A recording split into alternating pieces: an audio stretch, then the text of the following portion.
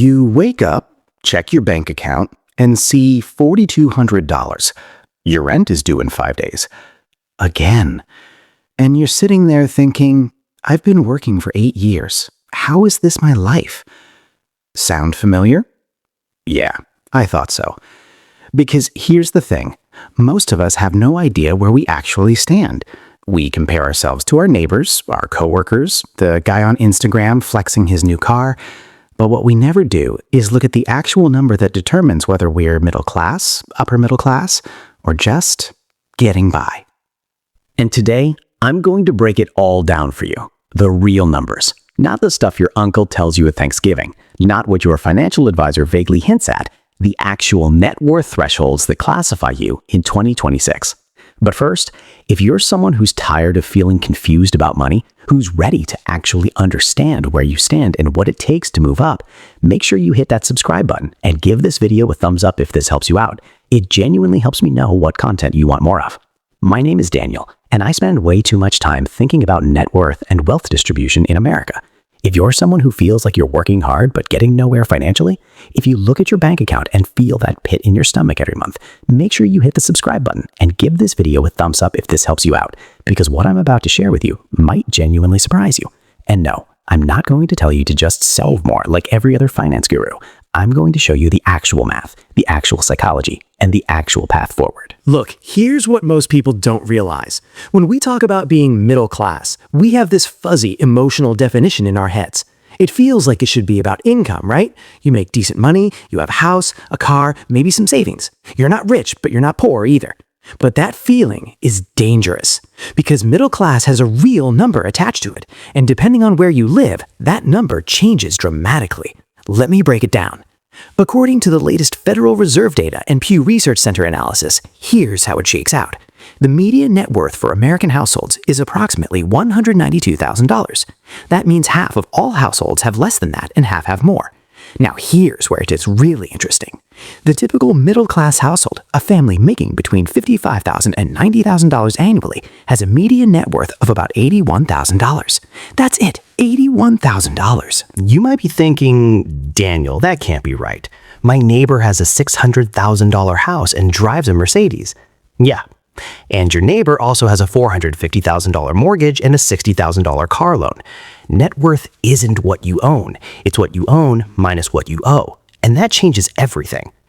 Let me give you a real example. Let's say you're 40 years old. You make $75,000 a year, which puts you squarely in the middle class by income standards.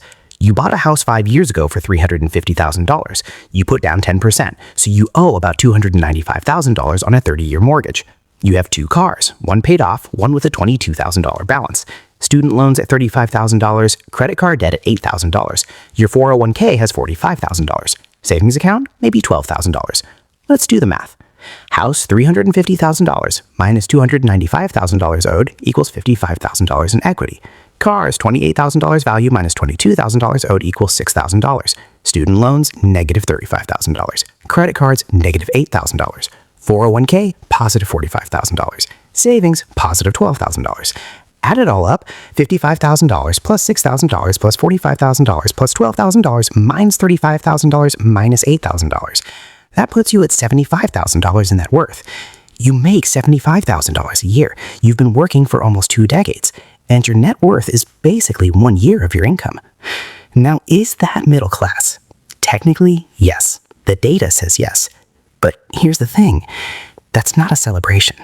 That's a warning sign. Here's what most people miss. The middle class isn't defined by how much you earn. It's defined by how much you keep. And most middle-class Americans are in a constant state of financial near miss. Think about it.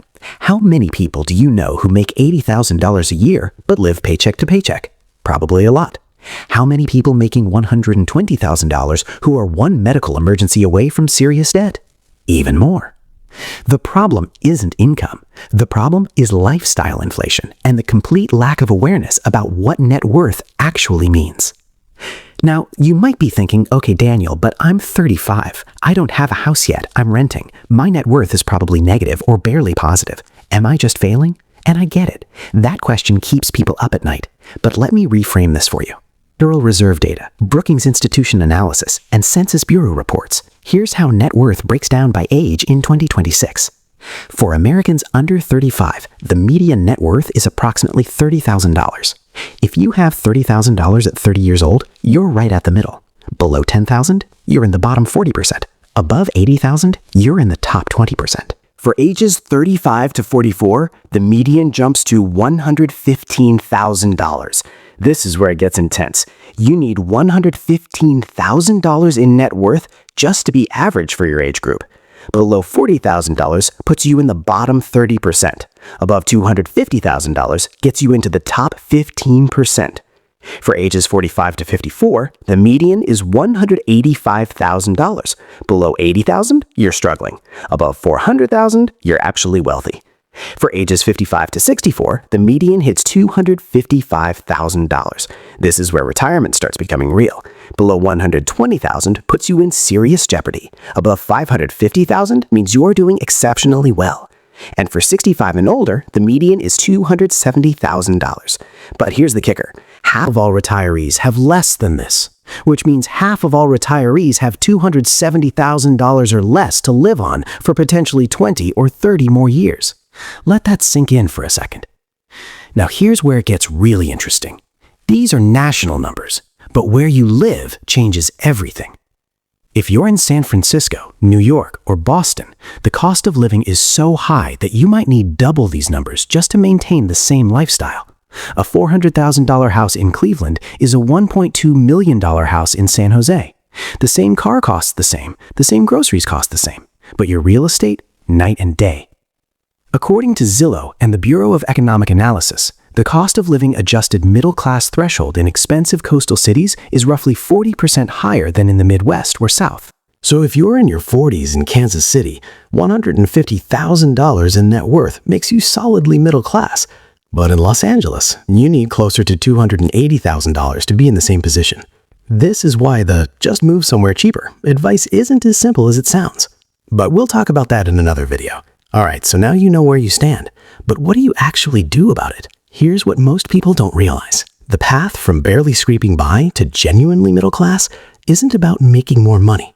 Well, not entirely. It's about 3 specific things. First, know your actual number. Calculate your net worth right now, this week. Not roughly, exactly. Assets minus liabilities. Everything. I know it's uncomfortable. Do it anyway. You can't improve what you don't measure. Second, close the gap between your income and your spending. The middle class stays stuck because lifestyle inflation hits every raise, every promotion, every new job. You get a 10% raise, and suddenly you're buying a more expensive car. That's not wealth building. That's just upgrading your cage. Save 50% of every raise you ever get. Not half. Half of the raise. If you get $5,000 more for a year, save $2,500 of that. Invest the rest in experiences or things that actually make you happier. Third, focus on the 3 big drivers: real estate equity, retirement accounts, and low-cost index funds. These aren't sexy. You won't day trade your way to middle class.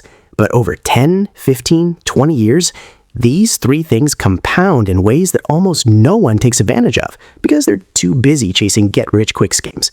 Here's the math. If you invest $500 a month starting at age 30 and you average 8% returns, which is historically conservative for a diversified portfolio, you'll have $745,000 by age 65. That's it. $500 a month. That's the power of compound interest working for you instead of against you.